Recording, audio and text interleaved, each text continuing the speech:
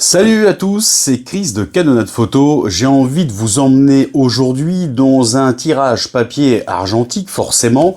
On va essayer de tirer quelques photos de nombreuses pellicules que je peux avoir et je peux vous garantir que j'en ai fait pas mal de cet été, principalement comme d'habitude en noir et blanc.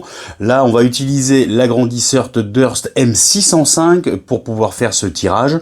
On va regarder ça ensemble et vous allez voir, ça va être plutôt sympa, moment de détente. C'est parti!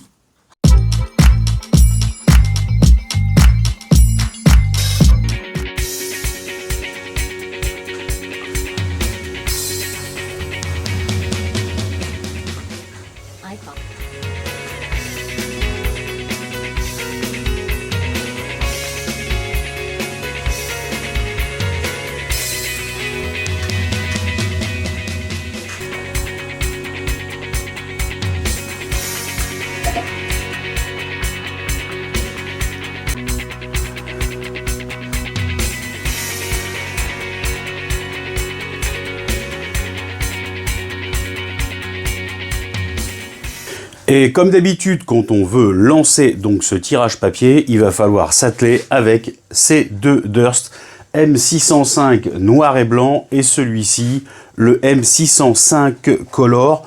Deux appareils, deux agrandisseurs, je pense d'assez bonne qualité pour les avoir éprouvés maintenant.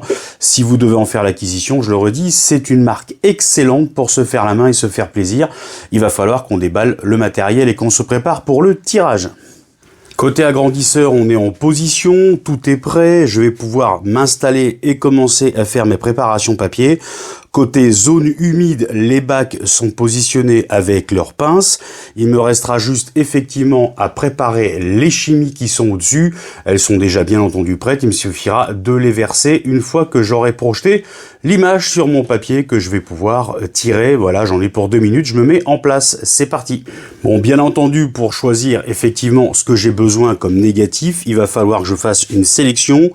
J'ai choisi dans mes négatifs déjà une catégorie, ça sera certainement, on va partir sur une pellicule Quinte-Mer en 400, des photos qui datent effectivement d'il y a 7-8 mois en Bretagne et je pense que je vais pouvoir m'amuser à utiliser ceci. Voilà, on est parti, on fait la sélection, on pourra le passer tranquillement dans le passe-vue ensuite. Donc là, le passe-vue est positionné, je vais choisir une première photo, je le rappelle, vous verrez, je le dirai des dizaines de fois, l'émulsion vers le haut, je pense que je vais partir sur les bateaux tranquillement.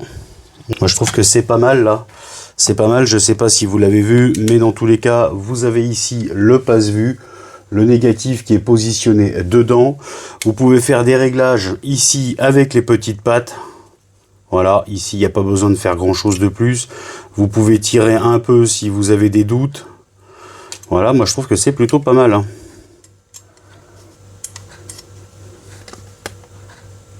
Voilà, adjugé, vendu.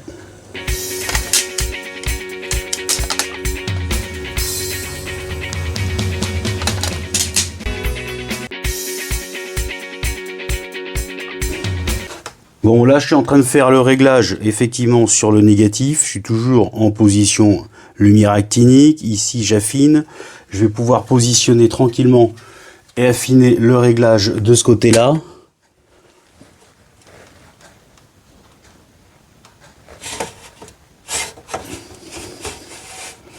Je cherche un point précis en fait pour voir le réglage. Je pense que je suis pas mal. Voilà. Après, vous pouvez effectivement utiliser, je le rappelle, le Scoponet. Hein, vous avez plusieurs solutions. Voilà, moi j'utilise effectivement celui-ci. C'est pour les diapositives, très efficace et vous avez une vue bien plus large en plus. Voilà, c'est chacun fait comme il a envie. On referme ici la protection ici pour préparer le papier et on va le présenter une fois que le réglage est terminé, c'est le cas. Papier choisi, donc du Ilford classique, hein, basique, RC de luxe, hein, RC pour résine. Voilà, et puis bien sûr la bande de test que vous allez positionner pour voir ce que ça donne effectivement pour affiner ensuite vos réglages. On va venir tranquillement la positionner, on peut l'ouvrir, hein, il n'y a pas de sujet là-dessus.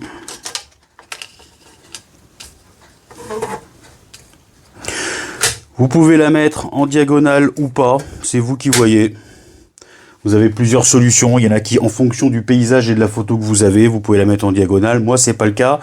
Je vais partir sur quelque chose d'assez simple. On va partir sur 5 secondes et qu'on va décaler au fur et à mesure, tranquillement. Voilà, je fais mon réglage ici.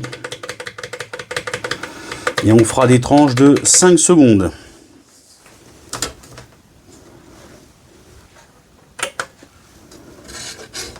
On prépare, on enlève tout. Et c'est parti pour les tranches de 5 secondes.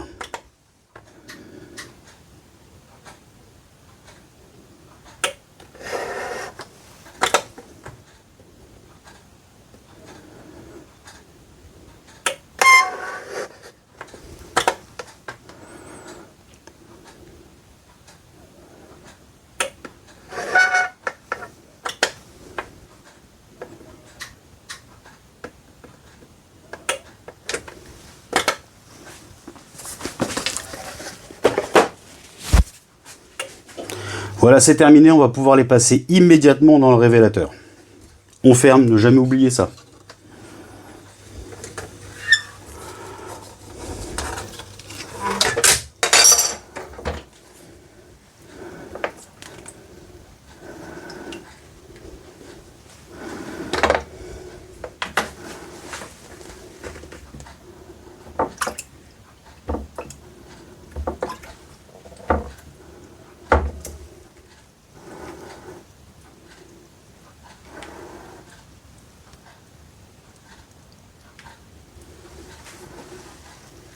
Bon, après 3 essais, on y est arrivé. Voilà, le temps a été très très court.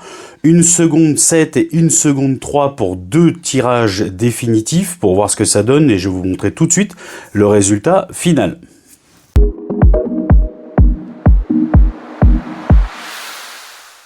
Bon, on se retrouve avec effectivement les bandes d'essai que vous avez pu voir ici. Donc j'en ai fait 3 réellement pour affiner le résultat. Un premier tirage ici qui était pas très top, en plus plutôt dégueulasse même. Et on arrive à 2 niveaux tranquillement ici. Donc 1 seconde 7 la première, 1 seconde 3 la seconde. Et ben écoutez, je pense qu'on est mieux sur 1 seconde 3, grade 0 pour le filtre. Voilà, c'est tout simple, tout bête. Je pense que c'est plutôt pas mal. Voilà. Ça a bien fonctionné, vous voyez, il faut à peu près, en gros, un petit quart d'heure, 10 minutes pour trouver son réglage, et le résultat est plutôt pas mal pour cette Quintmer 400.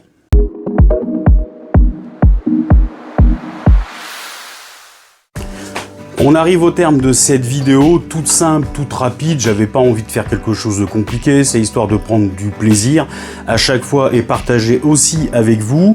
Voilà, si vous avez des questions, n'hésitez pas, vous avez déjà plusieurs vidéos que j'ai pu réaliser sur la création de votre labo à domicile, le matériel que vous pouvez avoir besoin pour le créer, et puis déjà des séances de tirage papier argentique. Voilà, là j'ai fait très simple, voilà, c'est juste histoire de vous rappeler quelques méthodologies.